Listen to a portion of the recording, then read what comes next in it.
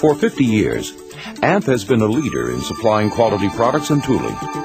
We know that the highest quality product can only be guaranteed with the highest quality of tooling. This Ampact program is divided into 3 modules to help you better understand the Ampact tap system. Module 1 will highlight Ampact products and installation procedures. Module 2 will cover tool maintenance and cleaning procedures. And Module 3, the last module, will cover the Ampact hot stick kit. Ampact taps are widely used in electrical power distribution because they are a fast and reliable means for tapping power off transmission and distribution lines. Ampact taps can also be removed and reused. Taps and stirrups are available for a wide variety of applications. Components that make up the Ampact system include the tool, which consists of a head and power unit. Color-coded shells contain a gunpowder charge that is used to actuate the tool. And the tap. The tap consists of a wedge, which is forced by the tool into the C-member. Both the wedge and C-members are supplied with a synthetic oxide inhibitor compound. AMP has available 2 types of taps, aluminum and copper.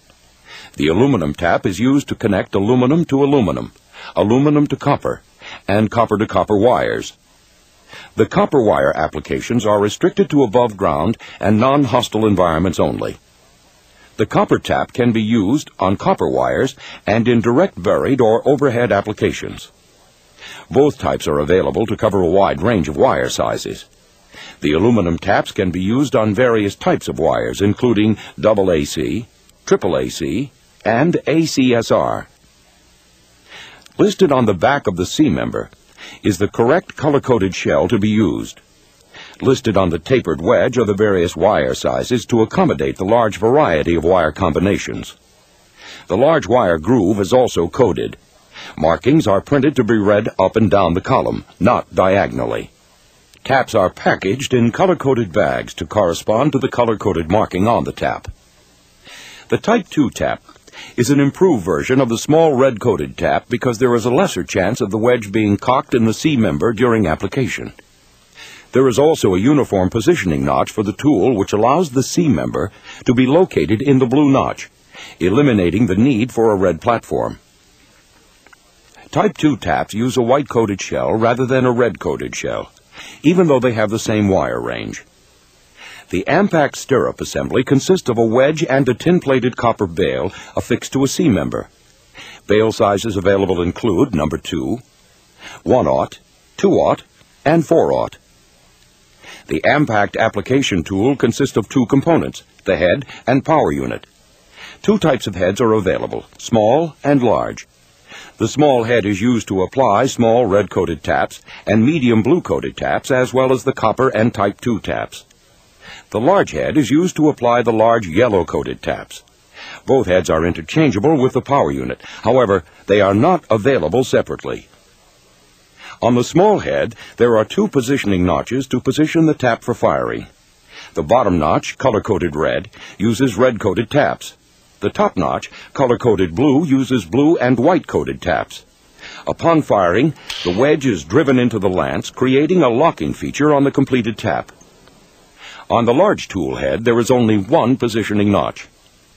This cutaway shows the inside of the power unit. Let's briefly explain each feature. The threaded coupling houses the ram and accepts the tool head. The aluminum crush sleeve is a safety feature designed to protect the ram in case of over-travel. The stainless steel ram drives the wedge into the C-member and acts as a firing pin for the tool. The coupling nut holds the 2 moving parts of the tool and acts as the housing for the fail-safe groove machined in the coupling. The breech houses the shell and shell ejector.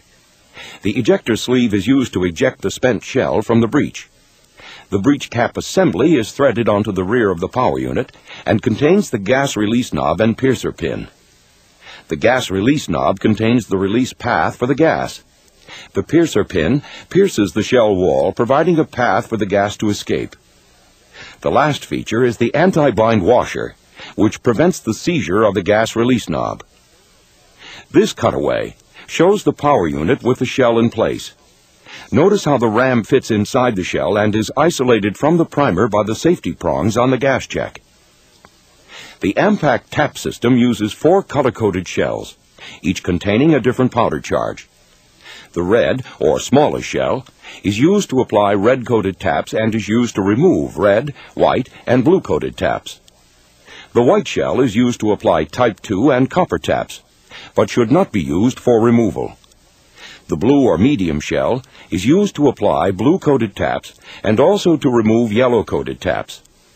The largest shell is color-coded yellow and is used to apply yellow-coated taps. Yellow shells should never be used for removal. This cutaway of the shell will help you better understand its operation. The shell casing is a polyethylene plastic, which contains a retaining ring for the gas check. The primer and powder charge are standard shotgun primer and powder. The safety prongs isolate the firing pin from the primer until it is collapsed by tightening the tool onto the tap. These shells cannot be used in any type of firearm, and the Ampact tool will not accept any other type. This is a portion of the Ampact tap selection chart. Any conductor listed on the top half of the chart can be connected to any conductor listed on the bottom half of the chart.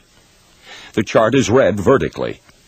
To read the chart, find your largest conductor at the top of the chart. Then read down and scan across the bottom of the chart until you find your second conductor.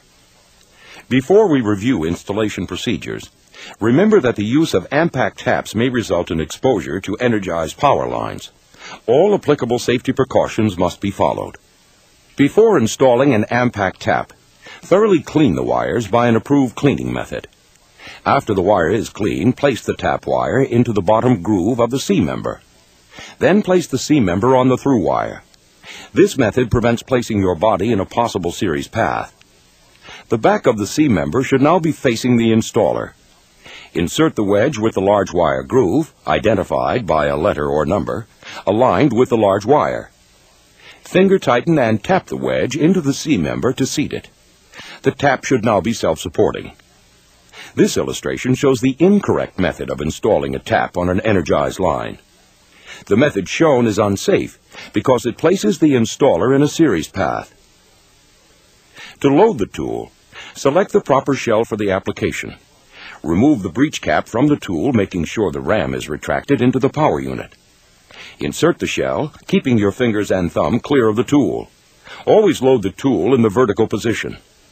Grasp the coupling nut and tighten the breech cap assembly until it bottoms. Tighten the gas release knob.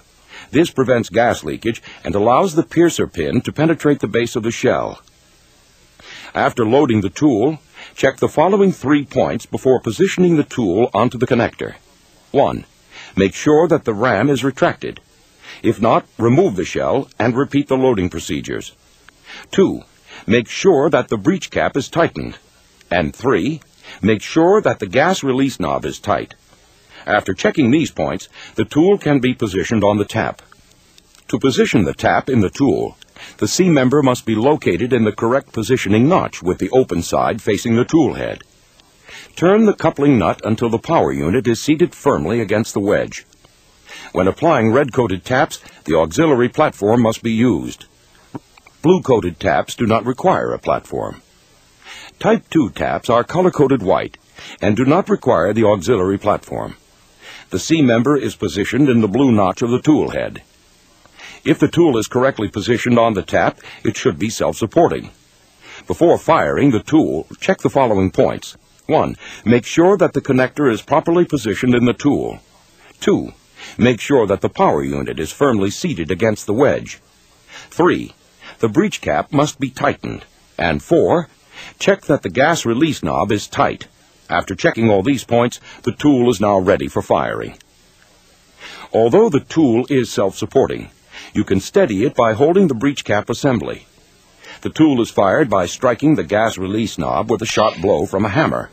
Be sure to stay clear of the hammer and tool when striking. To release the gas, turn the gas release knob counterclockwise. Hold the tool away from your body as the gas is released. If the gas does not escape, close the gas release knob and hit the tool again. Then, release the gas. To detail what just happened when the tool was fired, the top illustration shows that the safety prongs prevent the firing pin from contacting the primer. The safety prongs were crushed by hand-tightening the coupling nut, which firmly seated the ram against the wedge. During firing, expanding gases caused the ram to force the wedge into the C-member. The retracting piercer pin allowed the gases to escape. This cutaway illustration explains in detail the gas release action. Before tightening the gas release knob, notice that the piercer pin is away from the shell. After tightening the gas release knob, the pin has pierced the base of the shell and remains in this position during firing. After firing, by turning the gas release knob, the pin is retracted, allowing the gas to escape. Remove the tool from the tap by turning the coupling nut until the tool can be removed. Grasp the coupling nut and turn the breech cap assembly and remove it from the tool. Pull down on the ejector sleeve to eject the spent shell. Make sure that you always point the tool down and away from anyone before ejecting the shell. Replace the breech cap assembly after shell removal. If a spent shell becomes stuck in the breech, point the exposed shell away from you and place the tip of a screwdriver between the end of the ejector sleeve and the threaded portion of the breech. Twist the screwdriver to eject the shell. If the spent shell is stuck in the breech cap assembly, grasp the breech cap as shown and dislodge the shell by pushing it with your thumb. If for some reason the spent shell cannot be removed from the breech, replace the breech cap and return the tool to your AMP representative for repair. When installing yellow-coated taps using the large tool head, check the position of the yellow-coated band on the power unit. This yellow band must be adjacent to or in front of the yellow indicator on the side of the tool. If these bands do not align, check your wire and tap combinations. After firing the yellow shell, wait approximately 10 seconds before releasing the gas. This will allow time for the plastic shell casing to harden after the high temperature of firing made it soft. All installed Ampact taps should be visually inspected for a locking tab feature. This visual indication ensures a good connection has been made. Here are some of the safety precautions for you to follow after firing the tool. If the gas does not release, retighten the gas release knob and strike the tool again with a hammer. If the gas still does not release, make sure your fingers are away from the ram area. Point the breech toward the ground and twist a screwdriver between the ejector sleeve and breech threads. When you do not get a gas release, always check the breech for a dislodged primer cap. Also, check the piercer pin's length because it may not be long enough to pierce the shell wall. Never remove shells with pliers or by prying under the shell lip. If the shell cannot be ejected, contact your local AMP representative. To remove an installed cap, select the correct takeoff clip. Retract the power unit and install the takeoff clip by slipping it over the head of the tool. All takeoff clips are installed in the same manner. Next, load the tool with the correct shell for removal. Always step down one shell color for tap removal. For example, if you install with a yellow-coated shell, use a blue shell for removal. If you install with a blue shell, you remove with a red shell.